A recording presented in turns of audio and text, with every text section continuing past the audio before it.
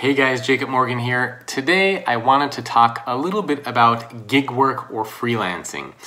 Technically, I fall into that category and I am considered a gig work or freelancer.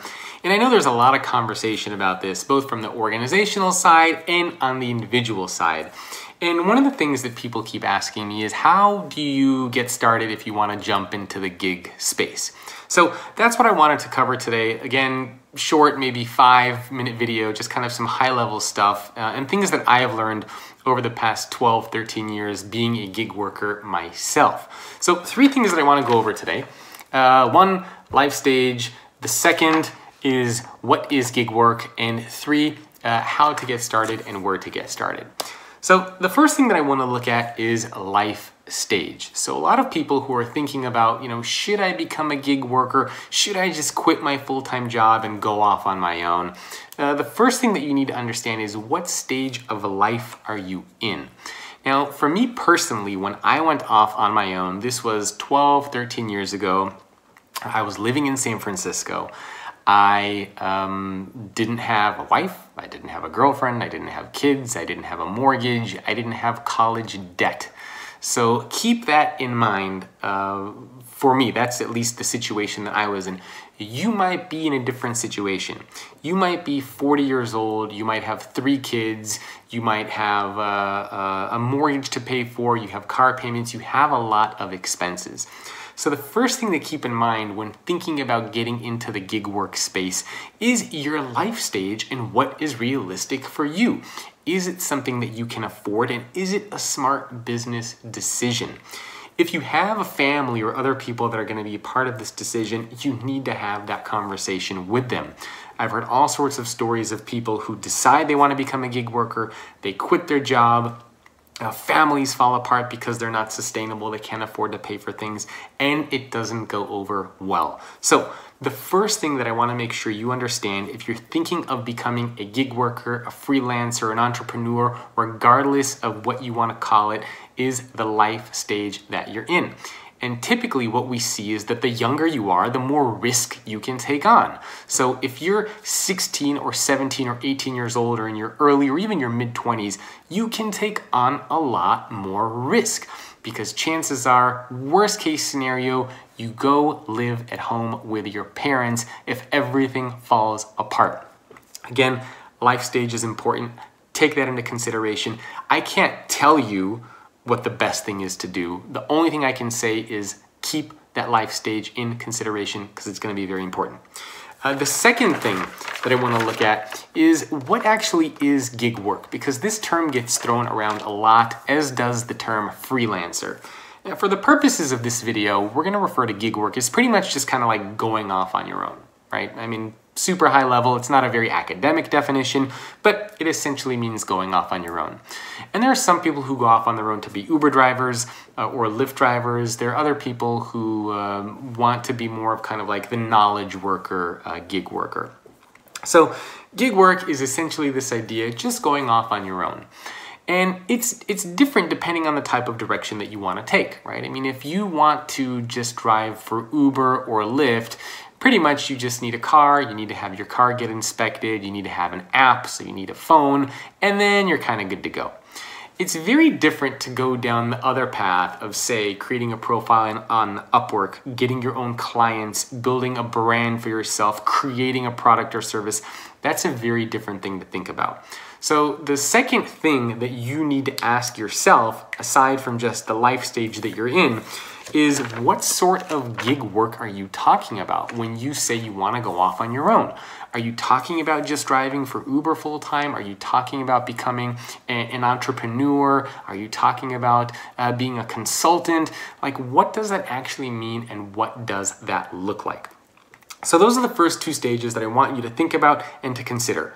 Life stage, and what is a gig worker to you? What kind of direction or path are you thinking about? Now, the third thing, which is probably the most important, is where to get started. And there are a lot of articles and there are a lot of things that have been written about this. All I can do here is just share my story and what I did. And I think that I took a pretty good approach as far as how I thought about becoming a gig worker. So I'll just tell you kind of what I did, and hopefully you'll find some value in it. Now, I had full-time jobs growing up. So my first job out of college, went to go work for a technology company. It sucked. Eventually, I moved to the Bay Area.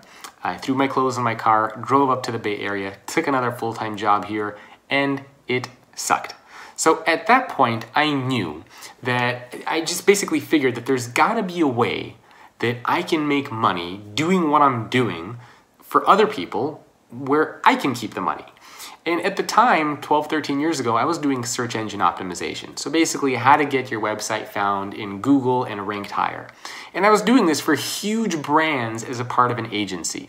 In my mind, I was like, look, I'm adding a ton of value to these companies, but I hate my job. So why can't I just work for these companies directly as kind of a gig worker, as a freelancer? So here's what I did. I went on Craigslist. And I lived on Craigslist for hours a day, literally hours a day. Not only would I put up my resume and my profile and my information on Craigslist, but I would also use something called a Craigslist scanner. And I would put certain keywords and phrases into Craigslist, and it would search Craigslist, I think it was on a global basis, looking for certain keywords. And after running the search for a while, it would give me a list of everybody who was looking for search engine optimization work.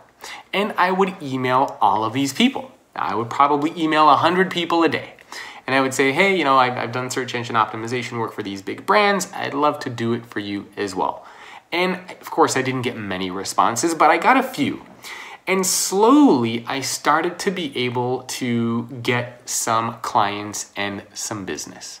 Now, keep in mind, I also had my full-time job at the same time, but I was also building up the side kind of consulting business at the same time.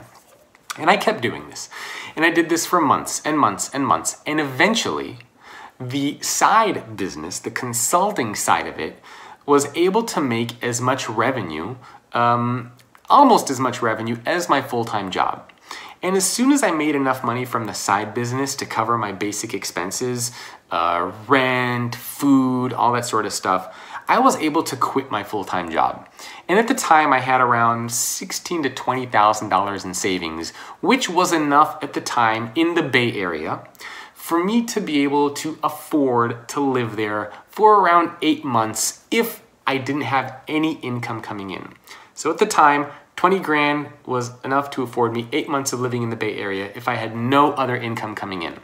And my rationale was, I'm not gonna go 8 months without making any money, right? I mean, I'll go work at Starbucks if I have to, but there's not gonna be a scenario in which I live here for 8 months and make nothing. So I thought 8 months was enough of a cushion. And so at that point, again, I quit the full-time job. I went all into the side business. And that was 12, 13 years ago. I mean, the rest is history. From there, it was about building a personal brand and, you know, building on top of that. And I'll do another video talking more about how I was able to build a personal brand for myself. But at least here, these are the 3 things that I just wanted to talk about in this video. So if you're thinking of going off on your own, life stage, is it something that you can handle where you are at currently, financially, emotionally, physically, all those other types of things that are going to be important. And again, I'll dive into those in a future video. Second thing that you need to consider, what is gig work to you? What direction are you thinking of going down? And the third thing is just how to get started, which if I were to summarize my story, it would be first understanding that it's something that I wanted to do and building it up on the side while I had my full-time job. I had a safety cushion as far as revenue goes, and when I was making enough money from the side business to cover my expenses, I was able to pivot and I was able to switch. And I also had a plan B, which was, if all else fails, move back to Los Angeles, live with my parents, and then figure out what I'm gonna do. So I think if you follow those 3 steps as like I did, you will be able to start to at least experiment and get some sort of traction and see where you're going with stuff. I don't advise you to just quit your full-time job without having any income coming in and just jumping into the gig side space because it takes time for the gig stuff to be able to generate money and revenue. So don't do that. take the more cautious approach. Do both at the same time. You're gonna work a little bit harder, you're gonna work longer hours. I was working till 2, 3 in the morning some days, but it is a short-term sacrifice for long-term gain. So I hope you find this video, or I hope you found this video useful and valuable. Leave me a comment, let me know what you think. Have you gone off on your own? What steps did you take?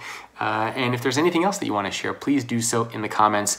I'll see you guys next time on another video, and I hope you subscribe to the channel. Thank you.